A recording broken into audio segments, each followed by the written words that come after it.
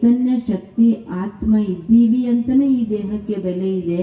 ಆ ಚೈತನ್ಯ ಶಕ್ತಿ ಆತ್ಮ ಈ ದೇಹದ ಒಳಗಡೆ ಇಲ್ಲ ಅಂತಂದರೆ ಈ ದೇಹಕ್ಕೆ ಬೆಲೆ ಇಲ್ಲ.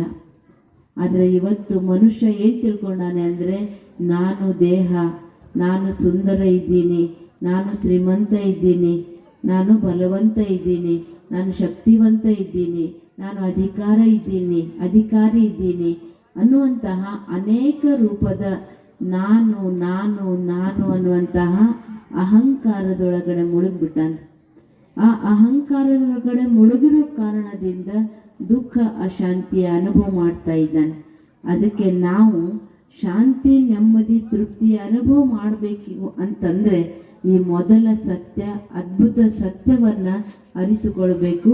ಆ ಮೊದಲ ಸತ್ಯ, ಜಗತ್ತಿನ ಮೊದಲ ಸತ್ಯ, ಜಗತ್ತಿನ ಅದ್ಭುತ ಸತ್ಯ ಯಾವುದು ಅಂದರೆ, ನಾನು ಚೈತನ್ಯ ಶಕ್ತಿ ಆತ್ಮ ಇದ್ದೇನೆ. ನಾನು ಆತ್ಮ ಈ ದೇಹರೂಪಿ ಬಟ್ಟೆಯನ್ನು ಧರಿಸಿ ಈ ಸೃಷ್ಟಿ ನಾಟಕದ ಮೇಲೆ ಪಾತ್ರ ಮಾಡೋದಕ್ಕಾಗಿ ಬಂದಿದ್ದೇವೆ. ಅಲ್ಲಿದೆ ನೋಡು ನನ್ನ ಮನೆ, ಇಲ್ಲಿಗೆ ಬಂದೆವು ಸುಮ್ಮನೆ.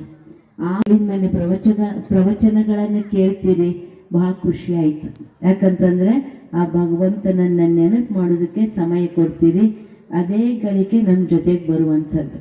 ಆಸ್ತಿ, ಅಂತಸ್ತು, ಪದವಿ, ಪುರಸ್ಕಾರ ಏನೆಲ್ಲ ಕೂಡಿಟ್ಟಿವಿ, ಏನೆಲ್ಲ ಗಳಿಕೆ ಮಾಡೀವಿ, ಅದು ಯಾವುದು ನಮ್ಮ ಜೊತೆಗೆ ಬರುವಂಥದ್ದಲ್ಲ.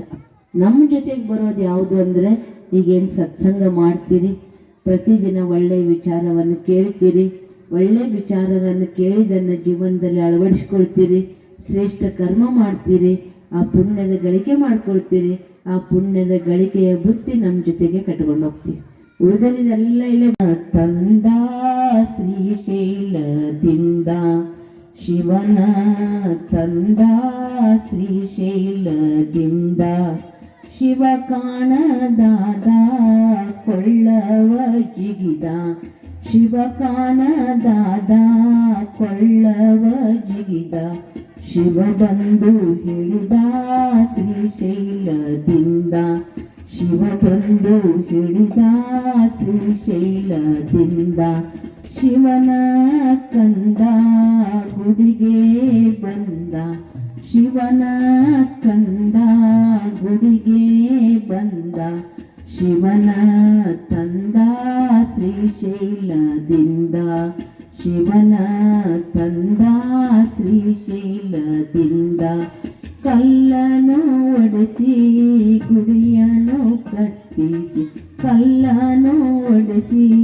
ಗುಡಿಯನು ಕಟ್ಟಿಸಿ, ಸಿದ್ಧಾರೂಢನು ಎಂದು ಎಂದೆನಿಸಿ, ಸಿದ್ಧಾರೂಢನು ಎಂದು ಎಂದೆನಿಸಿ, ಶಿವನ ಕಂದ ಗುಡಿಗೆ ಬಂದ, ಶಿವನ ಕಂದ ಗುಡಿಗೆ ಬಂದ, ಶಿವನ ತಂದ ಶ್ರೀಶೈಲದಿಂದ, ಶಿವನ ತಂದ ಶ್ರೀಶೈಲದಿಂದ, ಶಿವನ ತಂದ ಶ್ರೀಶೈಲದಿಂದ. ಓಂ ಶಾಂತಿ. ಅದಕ್ಕೆ ಪರಮಾತ್ಮ ಇವತ್ತು ನೆಲೆಸಿದ್ದಾನೆ ಅಂತ ಹೇಳಕ್ಕೆ ನಾನು ಭಾಳ ಹೆಮ್ಮೆಯಿಂದ ಹೇಳ್ತೀನಿ. ಯಾಕಂದರೆ ನಾನು ಕೂಡ ಈಗ ವೇದಿಕೆ ಮೇಲಿರ್ತಕ್ಕಂಥ ಪೂಜ್ಯರು ಹಾಗೂ ವೇದಿಕೆ ಮೇಲಿರುವ ನನ್ನ ಆತ್ಮೀಯ ರಾಜಯೋಗಿನಿ ಸುರೇಖಾ ಅಕ್ಕನವರು, ರಾಜಯೋಗಿನಿ ನಾಗರತ್ನ ಅಕ್ಕನವರು, ಬಸವನ ಬಾಗೇವಾಡಿಯಿಂದ ಬಂದಂಥ ರಾಜಯೋಗಿ ಪ್ರಕಾಶ್ ಅಣ್ಣನವರು, ತಾವೆಲ್ಲರೂ ಕೂಡ ಆ ಪರಮಾತ್ಮನ ಸಂತಾನರು. ಈ ಊರಲ್ಲಿರ್ತಕ್ಕಂಥ ಎಲ್ಲ ನನ್ನ ಹಿರಿಯರು, ನನ್ನ ತಾಯಂದಿರು, ತಂಗಿಯರು, ಅಣ್ಣ ತಮ್ಮಂದಿರು, ನನ್ನ ಎಲ್ಲ ಆತ್ಮಿಕ ಬಂಧುಗಳಿಗೆ ನಾನು ನನ್ನ ಮನಸ್ಸಿನಿಂದ, ನನ್ನ ಹೃದಯದಿಂದ ತಮ್ಮಲ್ಲಿ ನಮಸ್ಕರಿಸುತ್ತಾ, ನಾನು ಕೆಲವೊಬ್ಬರಿಗೆ ಪರಿಚಯಿತಳು, ಕೆಲವೊಬ್ಬರಿಗೆ ಅಪರಿಚಯಿತಳು. ಆದರೂ ಕೂಡ ನಾನು ಹೇಳೋಕೆ ಇಚ್ಛೆಪಡ್ತೀನಿ, ನನಗೆ ಹೆಮ್ಮೆ ಅನ್ನಿಸ್ತದೆ ಇವತ್ತು ನಾನು ಕೂಡ ಗದ್ಯಾಳ ಗ್ರಾಮದಲ್ಲಿ ಜನ್ಮವನ್ನು ಪಡೆದಿದ್ದೀನಿ ಅಂತ. ಯಾಕಂದರೆ ಇವತ್ತು ನಾನು ನೋಡ್ತಾ ಇದ್ದೀನಿ ಈ ಸಭೆಯನ್ನು. ನಾನು ಬಹಳ ಚಿಕ್ಕವಳಿದ್ದಾಗ ಏನಾಗ್ಬಿಟ್ಟಿತ್ತು ಅಂದರೆ, ಎಲ್ಲ ಕಡೆ ಭಾಳ ಕೆಲಸದಲ್ಲಿ ಎಲ್ಲರೂ ಬಿಜಿ ಇರ್ತಿದ್ರು, ಇವತ್ತು ಕೂಡ ಬಿಜಿ ಇದ್ದೀರಿ. ಆದರೂ ಕೂಡ ಇಷ್ಟೊತ್ತವರೆಗೂ ನಾನು ನೋಡ್ತಾ ಇದ್ದೀನಿ, ನೀವು ಬಹುಶಃ 6 ಗಂಟೆಯಿಂದ ಅಥವಾ 7 ಗಂಟೆಯಿಂದ ಕುತ್ಕೊಂಡಿರ್ಬೋದು. ಎಷ್ಟೊಂದು ಶಾಂತವಾಗಿ ಕೂತಿದ್ದೀರಿ ಅಂದರೆ ನೀವು ಇಲ್ಲೇ ಇಲ್ಲ. ಪೂಜ್ಯರು ಕೂಡ ಅಷ್ಟೇ ಒಂದು ತಮ್ಮೆಲ್ಲರನ್ನೂ ಆ ಭಗವಂತನ ಕಡೆಗೆ ಒಯ್ಯುವ ಪ್ರಯಾಸದಲ್ಲಿ ಒಂದು ಪ್ರವಚನ ಇತ್ತು. ಈ ಪ್ರವಚನವನ್ನು ಕೇಳಿದಾಗ ನನಗೂ ಕೂಡ ನನ್ನ ಬಾಲ್ಯದಲ್ಲಿ ಏನು ಪಂಡ್ರಾಪುರದ ಒಂದು ಕಥೆಯನ್ನು ಮಧ್ಯದಲ್ಲಿ ಹೇಳ್ತಾ ಇದ್ರು, ನಾನು ಕೂಡ ಕೇಳಿದ್ದೆ. ನಾನು ಬಹುಶಃ ಅವಾಗ 5ನೇ ಕ್ಲಾಸ್ ಇರ್ಬೋದು, ಆದರೆ ನನಗೂ ಅದು ನೆನಪು ಬಂತು. ಯಾಕಂದರೆ ಅದಕ್ಕೆ ಹೇಳ್ತಾರೆ, ಹಿಂದಿಯಲ್ಲಿ ಒಂದು ವಾಕ್ಯ ಇದೆ, ಅದನ್ನು ನಾನು ತಿಳಿಸ್ಕೊಡೋಕ್ಕೆ ಪ್ರಯತ್ನ ಪಡ್ತೀನಿ. हजारों फूल चाहिए एक माला बनाने के लिए, हजारों रंग चाहिए एक रंगोली बनाने के लिए, लेकिन एक गुरु काफी है, एक गुरु काफी है मनुष्यों को सदगति में ले जाने के लिए. ತಮ್ಮಲ್ಲಿ ಕೆಲವರು ತಿಳಿದಿರ್ಬೋದು, ಕೆಲವರು ತಿಳಿದಿರಕ್ಕಿಲ್ಲ. ನಾನು ಅದನ್ನು ಕನ್ನಡದಲ್ಲೇ ತಮಗೆ ಹೇಳ್ತೀನಿ. 1000 ಹೂಗಳು ಬೇಕು ಒಂದು ಮಾಲೆ ಆಗ್ಬೇಕಂದ್ರೆ, 1000 ಬಣ್ಣಗಳು ಬೇಕು ಒಂದು ರಂಗೋಲಿ ಸುಂದರವಾಗಬೇಕಾದ್ರೆ, ಆದರೆ ಒಬ್ಬ ಗುರು ನಮ್ಮನ್ನ ಪರಮಾತ್ಮನೆಡೆಗೆ ಕರ್ಕೊಂಡು ಹೋಗೋದಕ್ಕೆ ಕಾಫಿ ಅಂತ ಹೇಳಕ್ ಸಾಧ್ಯ. ಅಂಥ ಕಾರ್ಯವನ್ನು ಪೂಜ್ಯರು ತಮ್ಮೂರಲ್ಲಿ ಮಾಡ್ತಾ ಇದ್ದಾರೆ. ಇದೇ ಥರ ಕಾರ್ಯನ ಬಹಳಷ್ಟು ಹೇಳಿದ್ರು. ವರ್ಷಾನುಪೂರ್ತಿಯಲ್ಲಿ ಇಲ್ಲಿ ಕಾರ್ಯಕ್ರಮಗಳು ಸತ್ಸಂಗಗಳು ನಡೀತದೆ ಅಂತ ಅದನ್ನು ಕೇಳಿ ನನಗೂ ಕೂಡ ಬಹಳಷ್ಟು ಹೆಮ್ಮೆ ಅನ್ನಿಸ್ತು, ಖುಷಿ ಅನ್ನಿಸ್ತು. ನಾನು ಹೇಳೋದಕ್ಕೂ ಒಂದೇ ಇಚ್ಛೆ ಪಡ್ತೀನಿ. ಮನುಷ್ಯ ಈಗಾಗಲೇ ನಮ್ಮ ರಾಜಯೋಗಿನಿ ಅಕ್ಕೂರು ಹೇಳಿದ್ರು ತಮಗೆ, ಮನುಷ್ಯ ಬರಬೇಕಾದ್ರೂ ಏನೂ ತಗೊಂಡು ಬಂದಿಲ್ಲ, ಹೋಗ್ಬೇಕಾದ್ರೂ ನಾವು ಏನನ್ನೂ ತಗೊಂಡು ಹೋಗೋದಿಲ್ಲ. ಹಾಗಾದ್ರೆ ಏನನ್ನ ತಗೊಂಡು ಹೋಗ್ತೀವಿ? ಏನು ತಗೊಂಡು ಹೋಗ್ತೀವ್ರಿ? ಏನನ್ನೂ ಇಲ್ಲ. ಹಾಗಾದ್ರೆ ನಾನು ತಗೊಂಡು ಹೋಗ್ತಕ್ಕಂಥದ್ದೇನಪ್ಪ ಅಂದ್ರೆ, ಈ 3 ದಿನದ ಸಂತೆಯಲ್ಲಿ ನಾನು ಎಷ್ಟು ದಿನ ಖುಷಿ ಇದ್ದೆ, ನನ್ನಿಂದ ಎಷ್ಟು ಜನ ಖುಷಿ ಪಟ್ಟರು ಅನ್ನೋದನ್ನ ಮಾತ್ರ ನಾನು ತೆಗೆದುಕೊಂಡು ಹೋಗ್ಬೋದು. ಯಾಕಂತ ಕೇಳಿ ನಾಳೆ ನಾನು ಸತ್ತು ಬೆಳಕ ಯಾವಾಗ ಯಾರನ್ನ ಸೈತಾರಲ್ಲ, ಆ ಸಮಯದಲ್ಲಿ 2 ಗ್ರೂಪ್ ಇರ್ತಾವಲ್ಲ, ಅವರಿಂದ ಓಟ್ ಏನು ಇಲೆಕ್ಷನ್ ಇದ್ದವ್ರಿಗೆ ಓಟ್ ಹಾಕ್ತಾರಲ್ಲ, ಸತ್ತವ್ರಿಗೆ ಒಂದು ಓಟ್ ಹಾಕ್ತಾರೆ. 2 ಪ್ರಕಾರದ ಓಟು. ಇಲೆಕ್ಷನ್ ಇದ್ದವ್ರಿಗೆ ಒಂದೇ ಪ್ರಕಾರದ ಓಟು, ಸತ್ತವ್ರಿಗೆ 2 ಪ್ರಕಾರದ ಓಟು. ಏನಪ್ಪಾ ಅಂದ್ರೆ, ಒಂದು ಗ್ರೂಪ್ ಇರ್ತದೆ, ಏನು ಪುಣ್ಯಾತ್ಮರಿದ್ರಿ ಅವರು ಸಾಯ್ಬಾರ್ದಾಗಿತ್ತು, ನಮಗೆ ಸಾವು ಬರಬೇಕಾಗಿತ್ತು ಅಂತ.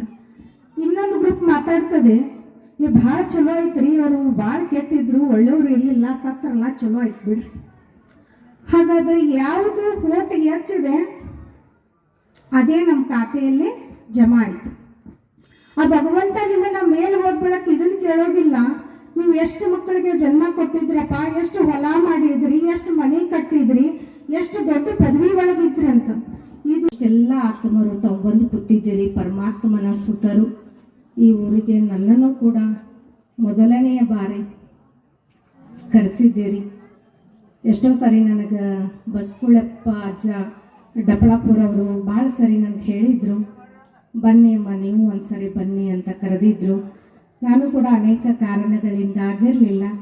ಆದರೆ ಇವತ್ತು ಈ ಊರನ್ನು ನೋಡಿ, ನಾನು ಮೊದಲು ಈ ಊರನ್ನು ನೋಡಿದವಳು, ಇವತ್ತು ಕೂಡ ನಾನು ಈ ಊರನ್ನು ನೋಡ್ತಾ ಇದ್ದೀನಿ. ಇಲ್ಲಿ ಎಷ್ಟೋ ಜನ ವಿದ್ಯಾರ್ಥಿಗಳು, ಮುದ್ದು ಮಕ್ಕಳು ಕುತ್ಕೊಂಡಿದ್ದೀರಿ. ಇವತ್ತಿನ ದಿನ ವಿದ್ಯಾರ್ಥಿಗಳು ಫೋನ್ ಬಿಟ್ಟರೆ ಹೊರಗೆ ಬರ್ತಾ ಇಲ್ಲ. ಅಂಥ ಒಂದು ಇದು ವಿಜ್ಞಾನದ ಯುಗ.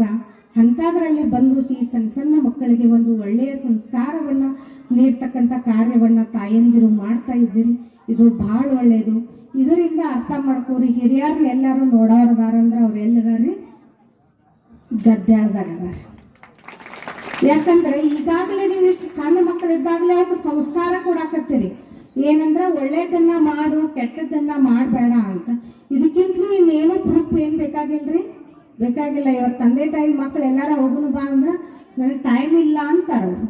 ಆದರೆ ಇಲ್ಲಿ ಇಷ್ಟೊಂದು ಎಲ್ಲ ಮಕ್ಕಳು ಅವ್ರ ತಂದೆ ತಾಯಿ ಹೇಳಿದಂತೆ ಮಕ್ಕಳಿಗೂ ಕೂಡ ಕರ್ತವ್ಯ, ತಮ್ಮ ತಂದೆ ತಾಯಿ ತಮ್ಮನ್ನ ಸಾಕಷ್ಟು ತೊಂದರೆಗಳು ಇದ್ರೂ ಕೂಡ ತಮ್ಮನ್ನ ಎಜುಕೇಷನ್ಗಂತ ಬೇರೆ ಕಡೆ ಕಳಿಸ್ತಾರೆ. ಅದರ ತಾವು ಅವ್ರ ಹೆಸರನ್ನು ತರ್ತಕ್ಕಂಥ ಕಾರ್ಯವನ್ನು ಮಾಡ್ರಿ.